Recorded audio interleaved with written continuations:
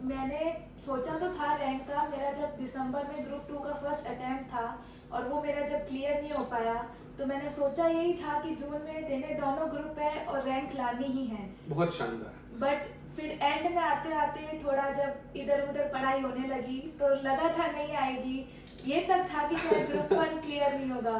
But फिर and में जब रिजल्ट देखा तो खुशी ही अलग लेवल की थी। तो अच्छा, आप क्या बोल रहे हैं कि आपने दिसंबर में ग्रुप 2 दिया, मींस आपने दिसंबर 23 में ग्रुप 2 दिया, तो उसका रिजल्ट आपका पॉजिटिव नहीं आया, लेकिन आपने जून में बोथ ग्रुप साथ में दिए और आप रैंक तक पहुंच गए। तो यहाँ पे समझने वाली बात है कि कोई स्टूडेंट एक बार फेल होने के बाद में भी दोनों ग्रुप साथ में देके रैंक तक अचीव कर सकता है। वेरी गुड, बहुत अच्छा लगा। Hello CS aspirants, last interview हमने किया था AIR 1 के साथ में। आज हम लोग second rank holder Ruchika Agrawal के साथ में अपना नेक्स्ट इंटरव्यू कर रहे हैं। रुचिका एक इंटेलिजेंट स्टूडेंट है, डेडिकेटेड स्टूडेंट है, ऐसा मुझे लगता है। बाकी इनके सवालों और जवाबों से आपको पता चलेगा कि क्या सच्चाई है। तो आज हमारा जो आज ये इंटरव्यू रहने वाला है, ये जो पॉडकास्ट रहने वाला है, इसका मेन आइडिया सिर्फ इतना सा है कि बार बार हर स्टूडेंट्स मुझसे क्वेश्चंस पूछते हैं कि सर हम क्या करें, रिवीजन कितने होने चाहिए, कितने घंटे हमें पढ़ना है, कौन सा सब्जेक्ट ज्यादा पढ़ना है, कौन सा सब्जेक्ट कम पढ़ना है, दोनों ग्रुप साथ में देने चाहिए कि ग्रुप 1 ग्रुप 2 अलग अलग देने चाहिए। इन सब सवालों के जवाब आपको इस अगले कुछ मिनट के पॉडकास्ट में आपको मिलेंगे। तो राइट, हम लोग स्टार्ट करते हैं। सबसे पहले स्वागत, अभिनंदन रुचिका का हमारे स्टूडियो में। रुचिका, सबसे पहला सवाल आपसे मैं पूछना चाहूंगा कि आपने CS क्यों चूज किया? ऐसा मैंने पहले सोचा हुआ नहीं था। जब मेरे 12th के एग्ज़ाम हुए कि मुझे CS करनी है, मेरा ज़्यादा फोकस था प्रैक्टिकल सब्जेक्ट्स पे, तो मेरा CA करने का ज़्यादा मन था। मेरे 12th बोर्ड में भी अकाउंटेंसी में हाईएस्ट थे मार्क्स 99, तो मेरा CA 99 करने मार्क्स का होते हैं। था। हाँ। बट लोगों ने वो डर बैठा दिया कि बहुत टफ होती है, निकलते नहीं है बच्चे, रह जाएंगे। इस चक्कर में मैंने फिर CA ड्रॉप की।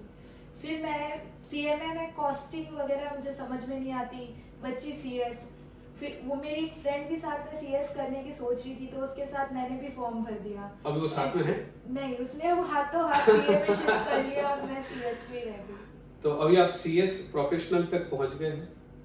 इस जर्नी में, CS प्रोफेशनल तक की जर्नी में पहुंचते हुए आपको कैसा महसूस हो रहा है? मींस आपको क्या लग रहा है, जो डिसीजन लिया था गलत था या सही था? आप अभी रिसेंटली शायद आप EDP करके आए हैं, तो मुझे बताओ उसके बाद के एक्सपीरियंस का आपको क्या लग रहा है, डिसीजन सही है कि गलत है? डिसीजन बहुत सही था मेरा कि मैंने CS के साथ कंटिन्यू किया। मैंने खुद में काफ़ी चेंजेस देखे हैं CS को परस्यू करने के बाद, कि मेरी पर्सनालिटी कितनी डेवलप हुई है। मैंने काफ़ी नॉलेज गेन की है CS लेने के बाद से। बहुत बढ़िया। तो हम लोग अब क्वेश्चन आंसर की एक सीरीज स्टार्ट करते हैं। सबसे पहला क्वेश्चन आपसे मैं पूछना चाहूंगा कि पढ़ते हुए क्या आपने कभी सोचा था कि मुझे रैंक लानी है, या फिर ऐसे ही फ्लूक हो गया? जी, मैंने सोचा तो था रैंक का। मेरा जब दिसंबर में ग्रुप 2 का फर्स्ट अटेम्प्ट था और वो मेरा जब क्लियर नहीं हो पाया, तो मैंने सोचा यही था कि जून में देने दोनों ग्रुप है और रैंक लानी ही है। बहुत शानदार। बट फिर एंड में आते आते थोड़ा जब इधर उधर पढ़ाई होने लगी तो लगा था नहीं आएगी, ये तक था कि शायद ग्रुप 1 क्लियर नहीं होगा।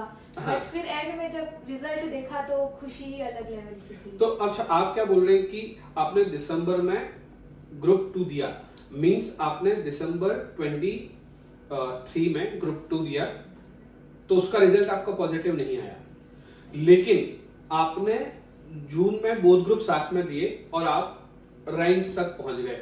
तो यहाँ पे समझने वाली बात है कि कोई स्टूडेंट एक बार फेल होने के बाद में भी दोनों ग्रुप साथ में देके रैंक तक अचीव कर सकता है। वेरी गुड, बहुत अच्छा लगा। तो अगर मैं आपसे पूछता हूं कि ग्रुप 1 ग्रुप 2 या बोथ ग्रुप, तो आप स्टूडेंट को क्या सलाह देना चाहेंगे? दोनों ग्रुप साथ में देने चाहिए, 1 देना चाहिए, बोथ देने चाहिए, या क्या आइडिया रहना चाहिए?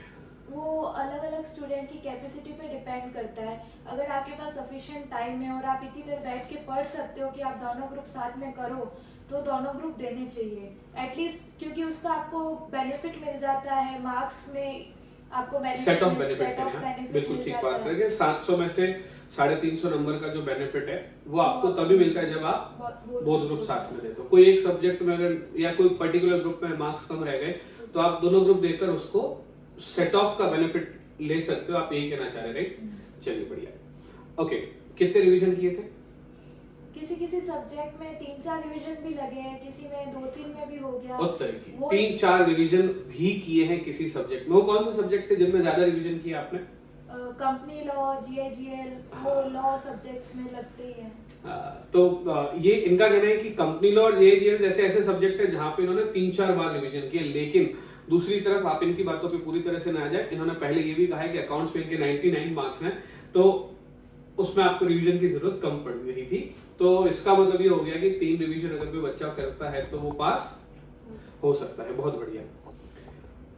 कई बार क्या होता है कि स्टूडेंट्स अटेम्प्ट मिस करने की सोचता है। लाइक वो सोचता है कि मैं दिसंबर वाला मिस करके जून में दे दूं और दोनों साथ में दूं। ऐसा मिस करना चाहिए या अटेम्प्ट देना चाहिए? अटेम्प्ट देना चाहिए। इससे आपको पेपर किस तरह से आता है, आपको एग्जाम में कैसे लिखना होता है, वहाँ का क्या एनवायरनमेंट होता है, आपको उस सब की नॉलेज होती है। दिसंबर में मेरा भी यही था, मेरा सिलेबस पूरा नहीं हुआ था, मैं नहीं लेक्चर्स देख पाई पूरे। तो मैं भी आपके यही कहने वाला था कि आपके इंटेलिजेंसी को देख के ऐसा ही लग रहा है कि आपने दिसंबर सिर्फ ट्राई करने के लिए दिया था। ताकि एटलीस्ट नॉलेज मिले, क्वेश्चंस किस तरह से आते हैं, इंस्टीट्यूट कैसे चेक करते हैं, आंसर्स कैसे लिखने होते हैं, इसकी आपको एक बार प्रैक्टिस होती है किस लेवल का होता है, तो उस तरह से आप फिर नेक्स्ट तो मिस किए बिना आप अटेम्प्ट आगे दे दो। हाँ, बहुत बढ़िया, बहुत बढ़िया। अच्छा, मेरा आपसे अगला सवाल है कि एग्जाम हॉल में आपका माइंडसेट कैसा होना चाहिए? क्योंकि मेरे साथ में कई बार बच्चे आते हैं, एग्जाम 7 दिन बाद है, कोर्स पूरा हो रखा है, रिवीजन भी कर रखा है, लेकिन दिमाग में कहीं ना कहीं ये रह रहा है कि पता नहीं क्या है, मेरे साथ गड़बड़ हो गई। तो एग्जाम के 3 घंटे का जो खेल होता है उसमें स्टेट ऑफ माइंड क्या रखे बच्चा कि उसके ऊपर ज्यादा प्रॉब्लम ना आए?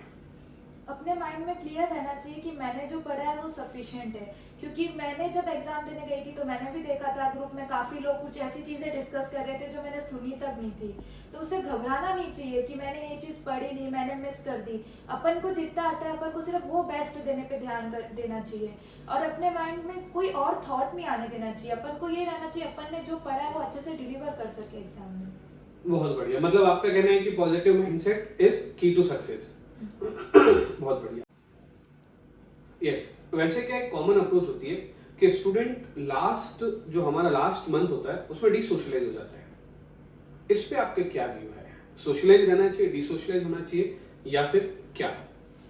अगर आप पढ़ाई और अपनी सोशल लाइफ को अच्छे से बैलेंस कर रहे हो तो आप आराम से सोशलाइज रह सकते हो। आपको सब चीजें छोड़ने की जरूरत नहीं है। आपने छोड़ी थी? मैंने बिल्कुल नहीं छोड़ा। बहुत शानदार। इंस्टाग्राम डिलीट किया था आपने? बिल्कुल नहीं, आज तक व्हाट्सएप डिलीट किया था? कभी नहीं। यूट्यूब डिलीट किया था? बिल्कुल नहीं। मैंने काफी सारे ऐसे मेरे फ्रेंड्स को भी देखा है कि एग्जाम आ रहे हैं, इंस्टा डिलीट कर दिया, स्नैप डिलीट कर दिया, उससे कुछ नहीं होता। उल्टा आपके मन में उल्टा ये रहता है कि कब मैं डाउनलोड करूं, कब मैं वापस यूज करूं। तो उससे बिल्कुल पढ़ाई नहीं होती है ना, पढ़ाई पे फोकस होता है। बस वो टाइम लिमिट रहना चाहिए कि इतनी देर यूज करना है। मैं ऐसे नहीं 3-4 घंटे स्क्रॉल ही करे जा रही हूं। अच्छा, आप अग्रवाल भी हो और अग्रवाल समाज से हो तो आपके जोधपुर में आपकी बहुत बड़ी कम्युनिटी है, जीमन भी बहुत सारे होते हैं। जीमन छोड़े थे क्या? कभी कभी छोड़ने पड़ते हैं, सारी जगह नहीं जाना हो पाता क्योंकि पढ़ाई को भी इम्पोर्टेंस देनी होती है। एंड के टाइम में आप ऐसे मिस करना पड़ता है।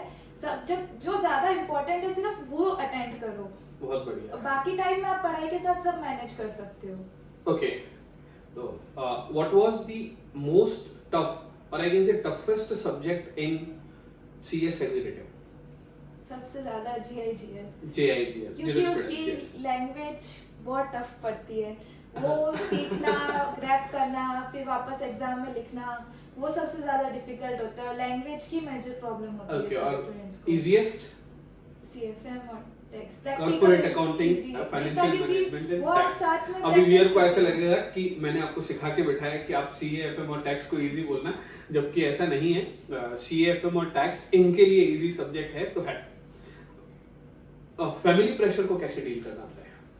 फैमिली प्रेशर मेरे लिए तो नहीं था। ओके, हाँ, मैंने आपकी जब रैंक सेरेमनी थी तो मैंने आपके मम्मी पापा को देखा था, मुझे लगा नहीं कि आपके ऊपर कोई प्रेशर होगा। बट इन केस किसी स्टूडेंट पे अगर फैमिली प्रेशर होता है रिजल्ट का या एग्जाम का, तो उससे डील कैसे करें? सबसे पहले तो अपने पेरेंट्स से बैठ के बात करनी चाहिए, अपने आपके माइंड स्टेट क्या चल रहा है, आपकी क्या कंडीशन है पढ़ाई की अभी, वो सब उनको बताना चाहिए, क्योंकि है तो पेरेंट्स, आखिर समझेंगे तो सही। इसलिए उनसे डिस्कस करके आपको फिर शांति से उन्हें समझाना चाहिए कि मेरी इतनी पढ़ाई हुई है नहीं हुई है। अगर आपकी गलती थी कि पढ़ाई नहीं हो पाई तो उससे उसकी माफ़ी मांगो और नेक्स्ट टाइम और बेहतर करके बताओ, तो उनका विश्वास आता है आपको। बहुत बढ़िया, ये बात मुझे बहुत अच्छी लगी। इन्होंने कहा कि अगर आपको लगता है कि रिजल्ट आपका पॉजिटिव नहीं आएगा या फिर आपकी तैयारी पूरी नहीं हुई है, तो बेटर है कि अपने पेरेंट्स को पहले ही बता दो और कह दो कि भैया मेरी मम्मी पापा मेरी पढ़ाई नहीं हो पाई है, इस बार मैं छोड़ रहा हूँ, नेक्स्ट अटेम्प्ट में ज्यादा अच्छे से पढ़ के आपको पॉजिटिव रिजल्ट ला के दूंगा। It may be best strategy और best dealing with your family. Well good. तो गिव अप करने का ऑप्शन है कभी कि जैसे दिसंबर में आपने एग्जाम दिया था, दिसंबर और 25 फरवरी को रिजल्ट आया था और आपका रिजल्ट नेगेटिव था, कभी ऐसा मन में ख्याल आया कि छोड़ दूं? नहीं, क्योंकि मुझे पता था कि गलती मेरी थी कि मेरा रिजल्ट नेगेटिव है। मैंने ज़्यादा उस टाइम फोकस नहीं किया, क्योंकि CSET का जो लेवल है और एग्जीक्यूटिव का जो लेवल है उसमें जमीन आसमान का फर्क आ जाता है। ओहो।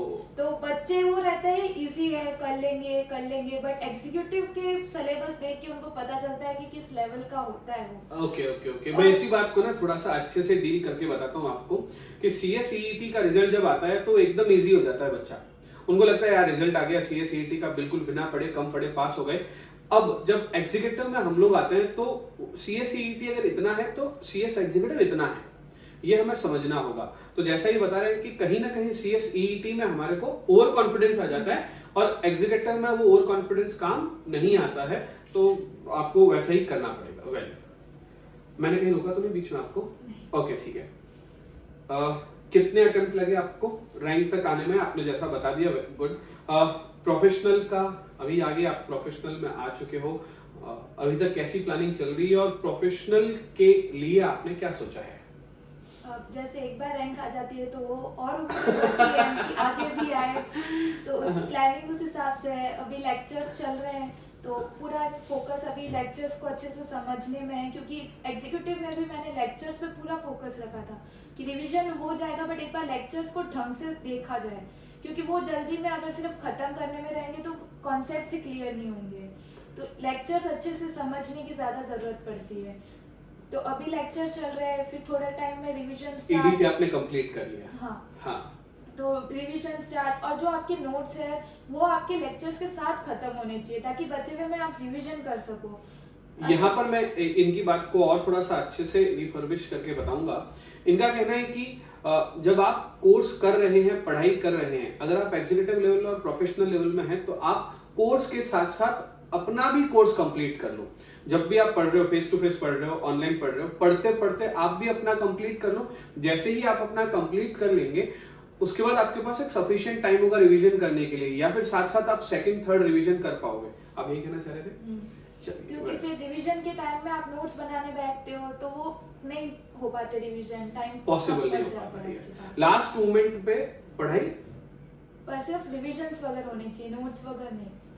मींस आपने नोट्स पहले बना लिए थे और रिवीजन भी एक बार आपका पहले हो गया था या पहले उसी वक्त रिवीजन हुआ था? रिवीजन लेक्चर्स के साथ एक बार जो पढ़ाया आप पढ़ते रहो, डेली देखते। यहाँ पे आपने बोला नोट्स बना देंगे। What is the meaning of notes बना देना? मतलब आप क्या करते थे पढ़ाई के साथ साथ, नोट्स कैसे बनाते थे आप? जो प्रोसेस वाली चीजें होती है उसको चार्ट्स वगैरह में बना लिया, और कुछ ऐसे कॉन्सेप्ट्स है जो टफ है, उसकी लैंग्वेज आपको समझ नहीं आ रही तो उसको खुद की लैंग्वेज में लिखना। वो पर्सन टू पर्सन डिफर करती है कि आपको किस वे में वो समझ में आ रहा है, तो खुद के हाथ से लिख लिया हिंदी में या इंग्लिश में, किस वे से इस चीज को समझा, क्योंकि लैंग्वेज तो आपको वही फ्रेम करनी पड़ेगी, बट रिवीजन के टाइम आप वापस लेक्चर उठा के तो देखोगे नहीं ना कि इसमें क्या समझाया। ओके वो चीज। तो जब आप नोट्स बनाते थे तो आप मटेरियल कौन सा रेफर करते थे? सिर्फ क्लासेस का या ICSI का भी? नहीं, मैं क्लासेस का ही रेफर करती थी, क्योंकि जितना ज्यादा फिर हो जाएगा आप कंफ्यूज हो जाओगे कि आप पढ़ोगे क्या। ओके तो आपके पास जो मटेरियल आपकी क्लासेस से मिला आपने उसी को रेफर किया, उसी से नोट्स बनाए, उसी को फाइनल पढ़ा और उसी से एग्जाम में उसी से रैंक लिया। राइट। जैसे एक मेरे को मैंने एक क्वेश्चन ड्राफ्ट करके रखा था आपके लिए। कॉर्पोरेट अकाउंट्स के साथ कोऑपरेशन और टैक्सेशन के बाद रिलैक्सेशन हो जाने के बाद बाकी सब, मुझे पता था कि आपका CA FM और टैक्सेशन अच्छा है, तो इसीलिए मैंने आपके लिए एक क्वेश्चन फ्रेम करके रखा था। कॉर्पोरेट अकाउंट के साथ कोऑपरेशन और टैक्सेशन के बाद रिलैक्सेशन हो जाने के बाद बाकी के जो लॉ सब्जेक्ट उसको कैसे मैनेज करते थे? लॉ में याद करने में और लैंग्वेज की मेजर प्रॉब्लम होती है, तो मैं जितना हो सके वो रीड करती थी कि अपने आंखों से वो जितनी बार चीज़ें जाएगी आपको वो चीज़ें याद होनी स्टार्ट हो जाएगी। आप Okay. बैठ के उसको 10 बार एक बार में 10 बार पढ़ रहे हो, याद करने की कोशिश कर रहे हो, तो आप वो 10 दिन बाद भूल जाओगे। ओके आपको जितनी बार आप उसको रीड करते जाओगे ना, तो वो थोड़ा थोड़ा अपने आप याद होने लग जाएगा। इस पेज पे मैंने इस हेडिंग के नीचे ये देखा था, तो ऐसे लर्न करने में इजी रहता है और क्वेश्चन Okay. आंसर से भी हेल्प मिलती है। जैसे एंड के टाइम में आंसर राइटिंग की प्रैक्टिस करो तो आपको लिखने आएंगे किस लैंग्वेज में लिखने होते हैं, ओके तो बिल्कुल आपने ठीक जो बात है। कॉन्सेप्ट क्लियर करे है उसको कैसे लिखना है, प्रेजेंट करना है एग्जाम में, उसकी प्रैक्टिस मिलती है। बहुत बढ़िया। ये जो बात अभी बता रहे हैं, मैं यही बात मैं कई बार अपनी क्लासेस में भी कहता हूँ कि जैसे रुचि का क्या होता है ना कि बच्चा जब पढ़ता है तो वो वोकेबुलरी उसके दिमाग में सेट होती है। अब वो जब लिखेगा तो उसी वोकेबुलरी से आंसर बना के लिखेगा और it is the best writing strategy जो आपने भी फॉलो की, तभी आपके इतने अच्छे नंबर आए। वेल, तो अगला क्वेश्चन है कि थियरी सब्जेक्ट को रिटेन करके रखने का क्या तरीका था, बट मुझे लग रहा है उसका आंसर अपने आप ही मिल गया मुझे, क्योंकि आपने भी बताया कि थियरी को बार बार पढ़ने से आपको याद हो जाती है या फिर उसकी वोकेबुलरी आपके यहाँ पे सेट हो जाती है। वेल, तो अगर इस पॉडकास्ट को ज्यादातर स्टूडेंट्स देखेंगे तो स्टूडेंट के लिए, क्योंकि आज उनका CSEET का एग्जाम आया है और कल परसों ये पॉडकास्ट रिलीज होगा, तो CSEET पास करने के बाद जब बच्चा एग्जीक्यूटिव देता है तो उसके लिए, उन बच्चों के लिए आप फर्स्ट टाइम एग्जीक्यूटिव देने वाले हैं लोग, 18 नवंबर यानी कि आज रिजल्ट आया है, कल से बच्चा एग्जीक्यूटिव की तैयारी करना शुरू कर देगा और वो जून 25 में एग्जाम देगा। तो उनके लिए आप क्या मैसेज देना चाहोगे, प्लीज बताएं। बस पढ़ाई पे फोकस करो, रोज पढ़ाई करो, उसका रिवीजन करो, साथ में मौज मस्ती चलती रहनी चाहिए, उसको बंद करने से वैसे भी पढ़ाई नहीं हो पाएगी। बस ये। तो पढ़ना इज ओनली ए स्ट्रेटेजी। अच्छा लगा मुझे भी आपके साथ में इतने सारे क्वेश्चन आंसर्स के इतने रैंडम आप जवाब दे दोगे। मुझे ऐसा एहसास नहीं था कि आपने बिना कट और बिना टेक के सारे क्वेश्चंस के आंसर बहुत अच्छे दे दिए, तो इसके लिए आपका thank you so much and all the best for CS professional and for CS journey further. Thank you.